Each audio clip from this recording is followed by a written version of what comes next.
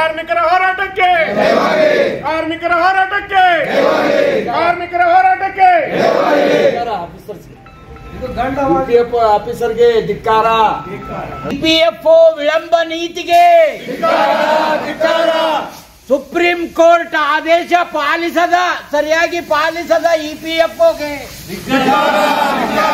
Supreme court ಆದೇಶವನ್ನು ಸರಿಯಾಗಿ ಪಾಲಿಸದ ಇಪಿಎಫ್ಒಗೆ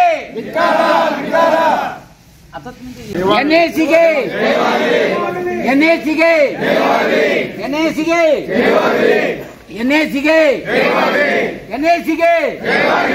commander Ashok Rawat ಅವರಿಗೆ, ವೀರೇಂದ್ರ ಸಿಂಗ್ ಅವರಿಗೆ, ರಮಾಕಾಂತ್ ನರಗುಂದ್ ಅವರಿಗೆ, PN ಪಾಟೀಲ್ ಅವರಿಗೆ, ಗಡದವ್ರಿಗೆ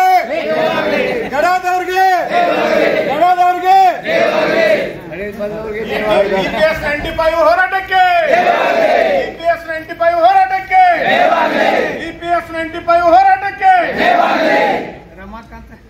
ಕಾರ್ಮಿಕರ ಹೋರಾಟಕ್ಕೆ ಕಾರ್ಮಿಕರ ಹೋರಾಟಕ್ಕೆ ಕಾರ್ಮಿಕರ ಹೋರಾಟಕ್ಕೆ ಎಲ್ಲಿಯವರೆಗೆ ಹೋರಾಟ ಎಲ್ಲಿಯವರೆಗೆ ಹೋರಾಟ ಯಾತಕ್ಕಾಗಿ ಹೋರಾಟ ಯಾತಕ್ಕಾಗಿ ಹೋರಾಟ ಯಾತಕ್ಕಾಗಿ ಹೋರಾಟ ಯಾತಕ್ಕಾಗಿ ಹೋರಾಟ ಆದೇಶವನ್ನು ಪಾಲಿಸದ ಇಪಿಎಫ್ಒಗೆ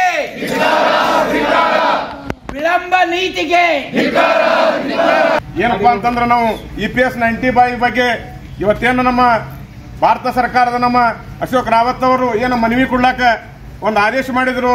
ಅದೇ ಪ್ರಕಾರ ಈ ನಮ್ಮ ವಿಭಾಗದ ಎಲ್ಲ ಘಟಕದಿಂದ ಬಂದಿರಿ. ಅದೇ ತರನಾಗಿ ಇಲ್ಲಿ ನಾನು ನೋಡಿದೆ ನಮ್ಮ PLD ಬ್ಯಾಂಕಿನ ಪದಾಧಿಕಾರಿಗಳು ಬಂದಾರ. ಅದೇ ತರನಾಗಿ ಖಾದಿ ಗ್ರಾಮೋದ್ಯೋಗದ ಪದಾಧಿಕಾರಿಗಳು ಬಂದಾರ. DCC ಬ್ಯಾಂಕ್ ಪದಾಧಿಕಾರಿಗಳು ಬಂದಾರ. ಇನ್ನುಳಿದ ಎಲ್ಲ BLD ಏನ್ ನಮ್ಮ ಅಂಗ ಸಂಸ್ಥೆಗಳದಾವು ಎಲ್ಲರೂ ಬಂದಾರ. ಇದ್ರಾಗ ಎಲ್ಲರಿಗೂ ನಮ್ಮ ಬಿಜಾಪುರ EPS 95 ಪರವಾಗಿ ಎಲ್ಲರಿಗೂ ಧನ್ಯವಾದಗಳನ್ನು ಮೊದಲೇದಾಗಿ ನಾವು ಇವತ್ತಿನ ದಿವಸ ಅರ್ಪಿಸ್ತಾ ಇದ್ದೇವೆ.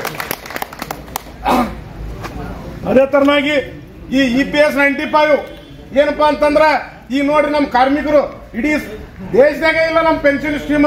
ಯಾಕಪ್ಪ ಅಂತಂದ್ರೆ ಒಬ್ರು ನಾನು ಸುಮಾರು 41 ಒಬ್ಬ SI ತಾಜೀರ್ ಅಂತ ಹೇಳಿ ಒಬ್ಬ ಮೆಕ್ಯಾನಿಕ್ ಇದ್ದ. ಇವತ್ತು ನಾವು 10-15 ವರ್ಷದಿಂದ ರಿಟೈರ್ಡ್ ಆದಾಗ ಎಷ್ಟು ತಗೋತಿಪ್ಪ ಪೆನ್ಷನ್ ಅಂತ ಕೇಳಿದಾನ. 200 ತಗೋತೀನಿ ನೋಡ್ರ ಅಂತ ಹೇಳ್ದ. ಎಲ್ಲೋ ಮತ್ತಿನ 3 ಮಂದಿ ಮಕ್ಕಳ ಲಗ್ನ ಮಾಡೋದು ತಂದ. ಅದಕ್ಕೆ ಇವತ್ತಿನ ದಿವಸ ನಾವು ಭಾರತ ಸರ್ಕಾರಕ್ಕೆ ಎಚ್ಚರಿಕೆ ಕೊಡ್ತೇವೆ. ನೀವು ಏನಾರೇ ನೀವೆಲ್ಲ ಈಗ ಹೆಂಗ್ ಮೊನ್ನೆ ಇದೇ 3 ದಿವಸದಿಂದ 7,000 ಇದು NPS ಸ್ಕೀಮ್ ಎಲ್ಲರಿಗೂ ಮಾಡಿದ್ರಿ. ಕನಿಷ್ಠ 10,000 ರೂಪಾಯಿ ಪೆನ್ಷನ್ಗಳನ್ನು ಮಾಡಿದ್ರಿ. ಅದನ್ನ UPS ಅಂತೇಳಿ ಏನ್ ಮಾಡಿದ್ರಿ. ಅದೇ ತರನಾಗಿ ನಮ್ಮ ಇಡೀ ಏನಿ 1,70,000 ಜನ ಕಾರ್ಮಿಕರು ಅದಾರ. ಇವ್ರಿಗೆಲ್ಲ ನೀವು ಕನಿಷ್ಠ 78 ಲಕ್ಷ ಜನ ಏನದಾರ ಇವ್ರಿಗೆ ನೀವು ಕನಿಷ್ಠ 7,500 ರೂಪಾಯಿ ಮಾಡ್ಲಿರಪ್ಪ ಅಂತಂದ್ರ ಬಿಜಾಪುರದವ್ರು ಮನಸ್ಸು ಮಾಡಿದ್ರ ಗೋಳ್ಗುಮ್ಮಟ್ ಕಟ್ಟಾರ. ಬೇಡಪ್ಪ ಅಂದ್ರೆ ಬಾರಕಮನ್ ಕಟ್ತಾರ. ಹಂಗ ನಾವೆಲ್ಲರೂ ಕಾರ್ಮಿಕರು ಇವತ್ತು ಒಗ್ಗಟ್ಟಾಗಿ ಹೋರಾಡ್ತೇವೆ. ಹೋರಾಡಿ ನಾವು ಏನ್ ನಮ್ ಪೆನ್ಷನ್ ಆಗ್ಲಿಪ್ಪ ಅಂತಂದ್ರೆ ಇವತ್ತಿನ ಜೀವದ ಹಂಗ ತರೋದು ನಾವು ಹೋರಾಡ್ತೇವೆ ಅಂತ ಹೇಳಿ ಇವತ್ತಿನ ದಿವಸ ನಾವು ಭಾರತ ಸರ್ಕಾರಕ್ಕೆ ಎಚ್ಚರಿಕೆಯನ್ನು ಕೊಡ್ತಾ ಇದ್ದೇವೆ. ಅದೇ ತರನಾಗಿ ಇವತ್ತಿನ ದಿವಸ ದಿಲ್ಲಿ ಒಳಗ ಒಂದು ಸರ್ಕಾರ ದೇಶ ಮಟ್ಟದಲ್ಲಿ ಒಂದು ಮೀಟಿಂಗ್ ನಡೆದ. ಇವತ್ತ ಏನಪ್ಪಾ ಅಂತಂದ್ರೆ ಎಲ್ಲರಿಗೆ ಕರೆದಾರ. ಇವತ್ತ ಆ ಮೀಟಿಂಗ್ನಾಗ ಸಂಘಟನೆ ಕರೆದಾರ. NSC ಸಂಘಟನೆ ಮೀಟಿಂಗ್ ಕರೆದಾರ. ಎಲ್ಲಾ ಸಂಘಟನೆ ಇದು ಎಲ್ಲರಿಗೂ ಕರೆದಾರ. ಇದ್ರಾಗ ನಾವಂತರೂ ಎಲ್ಲರೂ ಪಕ್ಷಾತೀತವಾಗಿದೆ. ಇವತ್ತ ಆ ಸಂಘ ಈ ಸಂಘ ಆ ಪಕ್ಷ ಈ ಪಕ್ಷ ಇಲ್ಲಿ ಏನೂ ಇಲ್ಲ. EPS 95 ಅಂದ್ರೆ ಒಂದೇ ಹೋರಾಟ ನಮ್ದು ಎಲ್ಲರೂ ಇವತ್ತಿನ ದಿವಸ. ಅದೇ ತರನಾಗಿ ಎಲ್ಲರೂ ಇವತ್ತ ನೋಡ್ರಿ ನಮ್ಮ ಕಾರ್ಮಿಕರನ್ನ, ಯಾಕಂದ್ರೆ ಕಾರ್ಮಿಕ ಮುಖಂಡನಾಗಿ ನಾ ಹೇಳ್ತೀನಿ. ಇವತ್ತಿನ ದಿವಸ ನಮ್ಮ ಡ್ರೈವರು ಕಂಡಕ್ಟರು 500 ರೂಪಾಯಿ ಪಾಸ್ ಕೊಟ್ಟು ತಗೊಳ್ಳೋದು ಕೆಪಾಸಿಟಿ ಇಲ್ಲ ಇವತ್ತು. ಯಾಕಂತಂದ್ರೆ ನಾನು ನೋಡ್ತೀನಿ ಒಬ್ಬ ಕಾರ್ಮಿಕ ಮುಖಂಡ 500 ರೂಪಾಯಿ ಯಾಕೆ ತಗೊಂಡಿಲ್ಲಪ್ಪ ಅಂತ ಕೇಳಿದ್ರೆ ಇಲ್ರಿ ಒಂದ್ ಕಡೆ 500 ರೂಪಾಯಿ ಇಲ್ಲ, ಪಾಸ್ ತಗೊಳಕ್ಕೆ ರೊಕ್ಕಿಲ್ಲ ಅಂತದನ್ನ ಈಗ ನಮ್ಮ ಕಾರ್ಮಿಕ ಮುಖಂಡರೆಲ್ಲ ಹೋರಾಡಿ ನಮ್ಮ ಕಾರ್ಮಿಕರಿಗೆ ಪಾಸ್ ಕೊಡಿಸಿದ್ರು, ಫ್ಯಾಮಿಲಿಗೆ ಪಾಸ್ ಕೊಡಿಸಿದ್ರು. ಅದೇ ತರನಾಗಿ ನಮ್ಮ ಮನೆ ಗಡ ಸಾಹೇಬರಿಗೆ ಅಂದೆ, ನೋಡಿ ಸರ್ ದವಾಖಾನಿದಂತರೂ ಪರಿಸ್ಥಿತಿ ಹಿಂಗದ. ನಮ್ಮ ಈ ಉಳಿದ ಡಿಪಾರ್ಟ್ಮೆಂಟ್ಗೆ ಸವಲತ್ತುಗಳು ಭಾಳ ಅದಾವ. ನಮ್ KSRTC ನೌಕರಿಗೆ ಆಯ್ತು, ಉಳಿದವ್ರಿಗೆ ಯಾರು ಇಲ್ಲ. ನಾವು ಸರ್ಕಾರ ದವಾಖಾನೆ ನಡ್ಕೊತ ಹೋಗೋ ಪರಿಸ್ಥಿತಿ ಬಂದದ. ಯಾಕಪ್ಪ ಅಂತಂದ್ರೆ 500 ರೂಪಾಯಿ ಕೊಟ್ಟು ಪಾಸ್ ತಗೊಳ್ಳೋ ಪರಿಸ್ಥಿತಿ ಇಲ್ಲಿ ಇವತ್ತಿನ ದಿವಸ. ಅದಕ್ಕೆ ಈ ದವಾಖಾನಿದಾಯ್ತು ಇನ್ನುಳಿದ ಇವ್ರೇನ DA ಅವು ಎಲ್ಲ ಹೇಳ್ಯಾರ ಗಡ ಸಾಹೇಬ್ರು ಬಹಳ ಇದ್ರ ಬಗ್ಗೆ ಬಹಳ ಹೋರಾಟ ನಡೆಸ್ಯಾರ.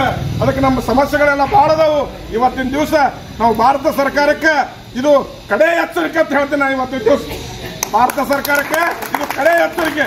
ನೀವೇನಾರ ಮಾಡ್ಲಿಲ್ಲಪ್ಪ ಅಂತಂದ್ರೆ ನಮ್ಮ ಕಾರ್ಮಿಕರಂದ್ರೆ ಒಬ್ರು ನಾವು ರೈಲ್ವೆ ಹಳಿ ಮ್ಯಾಗ ಉಳ್ಳಾಡ್ತೇವೆ ಅಂತ ಹೇಳಿ ಏನ್ ಬೇಕಾದ್ರೆ ನಾವು ಮಾಡ್ಲಾಗ್ತಾ ಇರೋದು ಅಂತ ಹೇಳಿ ಬಿಜಾಪುರದ ಪರವಾಗಿ ನಾವೆಲ್ಲ ನಿಮ್ಗೆ ಇದು ಹೇಳ್ತೇವೆ. ಮತ್ತು ಈ ನಮ್ಮ ಅಶೋಕ್ ರಾವತ್ ಅವರಾಗಲಿ ಇಲ್ಲಿ ಬಿಜಾಪುರದಾಗ ಈಗ ನೋಡ್ರಿ ಅನ್ಬೋದು ಎಲ್ಲರೂ ನಾವೇ ಮೀಟಿಂಗ್ ಬರೋಂಗಿಲ್ಲ. ಮೊದಲು ನಾನೇ ಗೊತ್ತಿಲ್ಲ, ನಾನೇ ಮೊದಲು ತಪ್ಪಿಗೆ ಕ್ಷಮ ಕೇಳ್ತೀನಿ ಇವತ್ತು. ಯಾಕಪ್ಪ ಅಂತಂದ್ರೆ ಇವರೆಲ್ಲ ಜಾಗಿರ್ದಾರ ಪಟ್ಟಿ ಬಂದು ಎಲ್ಲರೂ ಫೋನ್ ಮಾಡ್ತಾ ಇರ್ತಾರ. ದಯಮಾಡಿ ಎಲ್ಲರಿಗೆ ಕೈ ಮುಗಿದು ಹೇಳ್ತೀನಿ ಇವತ್ತಿನ ದಿವಸ ಸಾಧ್ಯ ಆದಕ್ಕೆ ಎಲ್ಲರೂ ಬರ್ರಿ. ಒಬ್ಬರಿಂದ ಅವರು 10 ಮಂದಿನ ಕರ್ಕೊಂಬರ್ರಿ. 10 ಮಂದಿನ ಕರ್ಕೊಂಬಂದ್ರಪ್ಪ ಅಂದ್ರೆ 10 15 100 ಹಾಕ್ಯವ್ 100 ಆದ್ರೆ 1000 ಮಂದಿ ಹಾಕ್ಯವ್. ಎಲ್ಲರೂ ನಾವು ಬಿಜಾಪುರದವ್ರು ಮನಸ್ಸು ಮಾಡಿದ್ರೆ ಬಾರಾಕಮನ್ ಕಟ್ಟೇವ್. ಹಂಗ ನಾವು ಬಾರಾಕಮನ್ 12 ಕಟ್ಲಾಕ ತಯಾರಾಗಿ ಹಾಕ್ಯವ್. ನಾವು ಎಲ್ಲರೂ ಕೂಡುನು ಎಲ್ಲರೂ ಮಾಡೋನು. ಮತ್ತು ಪೆನ್ಷನ್ ಏನದ 100% ನಾವು ಗಡ ಸಾಹೇಬ್ರ ನೇತೃತ್ವದಾಗ ನಮ್ಮ ಬಿಜಾಪುರದ ಜನತೆಗೆ ಆಯ್ತು, ಇಡೀ ಕರ್ನಾಟಕ ಜನತೆಗೆ ಆಯ್ತು, DCC ಬ್ಯಾಂಕ್ ಆಯ್ತು, ಎಲ್ಲಾ ಹಿಂಗ ಸಂಸ್ಥೆಗಳಿಗೆ ನಾವು ಮಾಡೇ ತೀರ್ತೇವೆ ಅಂತೇಳಿ ಇವತ್ತಿನ ದಿವಸ ನಿಮ್ಗೆ ಎಲ್ಲರಿಗೂ ನಾವು ಪ್ರಮಾಣ ಮಾಡಿ ಹೇಳ್ತೇವೆ ಅಂತೇಳಿ ನಿಮ್ಮೆಲ್ಲರಲ್ಲಿ ವಿನಂತಿಸಿಕೊಂಡು ನಾನು 2 ಮಾತು ಮುಗಿಸ್ತೀನಿ. जय हिंद EPS 95 जय हिंद। 8 साल से हम होराट कर रहे हैं। आज जो है 30 तारीख के दिन हमारी मीटिंग थी अशोक रावत के साथ दिल्ली के अंदर। वो मीटिंग जो है आज 27 तारीख के दिन रखा गया है। उसके वजह से जो है वो जो है हमारे जो इलेक्शन के अंदर जो सब तरफ अब इलेक्शन है, इसके वजह से जो है हमारा जो होराट जो चला है तो हमारे पूरे वर्कर के लिए पेंशन का विषय है। पेंशन का विषय यह है कि हमारे 60 साल बुजुर्ग हो गए तो पेंशन देने का नाम नहीं ले। 8 बार मीटिंग को बुलाकर 8 बार फेल आउट किए हैं मोदी सरकार ने। इसके वास्ते हमारे जो पूरे MP हैं, बीजेपी होंगे या कांग्रेस होंगे, और कोई भी MP होंगे, पूरे मनवी पत्र दिए हैं और सब लोग जो है हमारे वास्ते होराट के लिए तैयार हो गए हैं। उसके वजह से जो है हमारा आज जो होराट है आखिरी होराट है। आखिरी होराट जो है हमारे गड़द हमारे बिरादर सब बोले हैं, तो इसके वास्ते जो है हमारा आखिरी होराट जो है हम ट्रेन के अंदर भी जान देने के लिए तैयार हैं और लेने के लिए भी तैयार हैं। ऐसा बोलकर मेरा जो ये होराट जो है आज जो हमें मनवी पत्र जो देने आए हैं वो देते हैं। हमारे इन्हों भी बात करते हैं। ಕಾರ್ಮಿಕರ ಹೋರಾಟಕ್ಕೆ ಕಾರ್ಮಿಕರ ಹೋರಾಟಕ್ಕೆ ಕಾರ್ಮಿಕರ ಹೋರಾಟಕ್ಕೆ ಕಾರ್ಮಿಕರ ಹೋರಾಟಕ್ಕೆ ಕಾರ್ಮಿಕರ ಹೋರಾಟಕ್ಕೆ EPS 95 ನಿವೃತ್ತ ನೌಕರರ ಪರವಾಗಿ ಇಂದು ಒಂದು ಬೃಹದಾಕಾರವಾಗಿ ಒಂದು ಹೋರಾಟವನ್ನು ನಮ್ಮ ದೇಶದ ತುಂಬೆಲ್ಲ ಹಾಕಲಾಗಿದೆ. ಈಗಾಗಲೇ ನಮ್ಮ ರಾಷ್ಟ್ರೀಯ ನಾಯಕರು ದಿಲ್ಲಿಯಲ್ಲಿ ಸರ್ಕಾರದ ಜೊತೆಗೆ ಮಾತುಕತೆಗಳನ್ನು ನಡೆಸಿದ್ದಾರೆ. ಈ 8 ವರ್ಷಗಳಿಂದ ನಮ್ಮ ಹೋರಾಟ ಜಾರಿಯಲ್ಲಿದೆ. ಆದರೆ ಕೇಂದ್ರ ಸರ್ಕಾರಕ್ಕೆ ಇಲ್ಲಿಯವರೆಗೆ ನಮ್ಮ ಹೋರಾಟ ಅವರಿಗೆ ಇನ್ನೂ ಬಹಳ ಲಘುವಾಗಿ ಪರಿಗಣಿಸಿದ್ದಾರೆ ಕೇಂದ್ರ ಸರ್ಕಾರದವರು. ಇದಕ್ಕೆ ಇಂದು ಏನು ನಮ್ಮ NAC ಸಂಘಟನೆಯವರು ಒಂದು ನಿರ್ಣಯ ತೆಗೆದುಕೊಂಡಿದ್ದಾರೆ, ಉಗ್ರವಾಗಿ ಹೋರಾಟ ಮಾಡೋಣ. ಈಗ ಮೊನ್ನೆ NPS ಮಾಡಿದರು, ಕನಿಷ್ಠ 10,000 ಅವರಿಗೆ ಪೆನ್ಷನ್ ಕೊಟ್ಟರು. ಆದರೆ ಬೇಸಿಕದ ಅರ್ಧ ಅವರಿಗೆ ಪೆನ್ಷನ್ ಸಿಗ್ತಾ ಇದೆ. ಆದರೆ ನಮಗೆ ಯಾವುದೇ ರೀತಿಯಿಂದ ಪೆನ್ಷನ್ ನನಗೀಗ ಸದ್ಯ ತಗೊಳ್ಳೋದು 1661 ರೂಪಾಯಿ ಪೆನ್ಷನ್ ತಗೋತೀನಿ. ನಂದು ವಯಸ್ಸು 76. ಇಂದಿಲ್ಲ ನಾಳೆ ನಾವು ಹೋಗೋದು ಗ್ಯಾರಂಟಿ. ಯಾವಾಗ ಹೋಗ್ತೇನೆ ಗೊತ್ತಿಲ್ಲ, ಅದು ನನಗೆ ಸಿಗ್ತದೆ ಅನ್ನೋದು ನನಗೆ ಗ್ಯಾರಂಟಿ ಇಲ್ಲ. ಆ ಪರಿಸ್ಥಿತಿ ನಮ್ಮ ಈ ನೌಕರಿ ಎಲ್ಲ ಕಾರ್ಮಿಕರಿಗೆ ಬಂದವರಿಗಿದೆ. ಅದಕ್ಕೆ ನಾವು ಈಗ ಮೋದಿಯಲ್ಲಿ ಎಷ್ಟೊಂದು ಸಲ ನಮ್ಮ ರಾಷ್ಟ್ರೀಯ ನಾಯಕರು ವಿನಂತಿ ಮಾಡಿಸ್ಕೊಂಡಿದ್ದಾರೆ, ಇದು ಮಾಡೋದಿಲ್ಲ. ಮೋದಿ ಅಂತ ನಿಷ್ಠುರ ವ್ಯಕ್ತಿ, ನಿಷ್ಕರಣೀಯ ಒಬ್ಬ ಮಹಾಪಾಪಿ, ಈ ವೃದ್ಧರ ಒಂದು ಗೋಳನ್ನು ಅರಿತುಕೊಳ್ಳಿಕ್ಕೆ ತಯಾರಿಲ್ಲ, ನಮ್ಮ ಕೂಗನ್ನು ಕೇಳಲಿಕ್ಕೆ ತಯಾರಿಲ್ಲ. ಇಂಥವರನ್ನು ನಾವು ಪ್ರಧಾನಿಯನ್ನಾಗಿ ನಾವು ಇನ್ನು ನೋಡ್ತಾ ಇದ್ದೀವಿ. ಆದರೆ ಅವ್ರಿಗೆ ಯಾರಿಗೆ ಬೇಕೋ ಅವ್ರಿಗೆ ಮಾತ್ರ ಆಯಾ ಸೆಕ್ಷನ್ ಕೆಲಸ ಡಿಪಾರ್ಟ್ಮೆಂಟ್ದವ್ರಿಗೆ ಮಾತ್ರ ಅವರಿಗೆ ಪೆನ್ಷನ್ ಕೊಡ್ತಾ ಇದ್ದಾರೆ.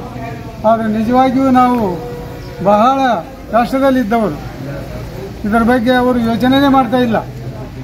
ಅದಕ್ಕೆ ಈ ನಮ್ಮ ರಾಷ್ಟ್ರೀಯ ಸಂಘಟನೆಯವರು ಮತ್ತು ಎಲ್ಲ ಜಿಲ್ಲೆಗಳಲ್ಲಿ ಎಲ್ಲ EPS ಆಫೀಸ್ಗಳ ಮಂದಿಯಿಂದ ಹೋರಾಟ ಪ್ರಾರಂಭವಾಗಿದೆ.